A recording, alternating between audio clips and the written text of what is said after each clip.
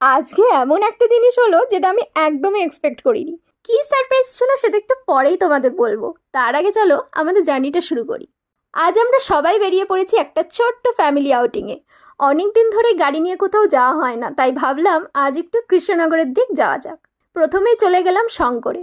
তোমরা অনেকেই হয়তো জায়গাটা চেনো, শিলিগুড়ির দিকে যাওয়া অনেক বাসই এখানে হল্ট করে। অনেক বছর পর এখানে আসলাম আর দেখে অবাকও হয়ে গেলাম। জায়গাটা আগের থেকে অনেক বেশি স্পেশিয়াস আর সুন্দর হয়ে গেছে। প্রথমেই তো একটু গরম গরম চা নিয়ে নিলাম, তারপর চোখ পড়লো এত রকমের মিষ্টির ওপর। কৃষ্ণনগরে এসে সরপুরিয়া নেব না সেটা কি করে হয়, তাই বাড়ির জন্য কিছু সরপুরিয়া নিয়ে নিলাম আর টেস্ট করার জন্যও একটা নিলাম। কিন্তু তারপর এমন একটা জিনিস হলো যেটা আমি একদমই এক্সপেক্ট করিনি। দোকানের কাকু হঠাৎ করে আমাকে আরেকটা সরপুরিয়া ফ্রিতে দিয়ে দিলেন। সত্যি এটা আনএক্সপেক্টেড ছিল।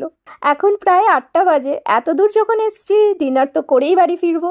আর কৃষ্ণনগর এসেছি আর এখানকার ফেমাস রেস্টুরেন্টে যাব না সেটা আবার হয় নাকি? সব কিছুই দেখতে হলে পার্ট 2 মিস করো না। See you in the next blog. By.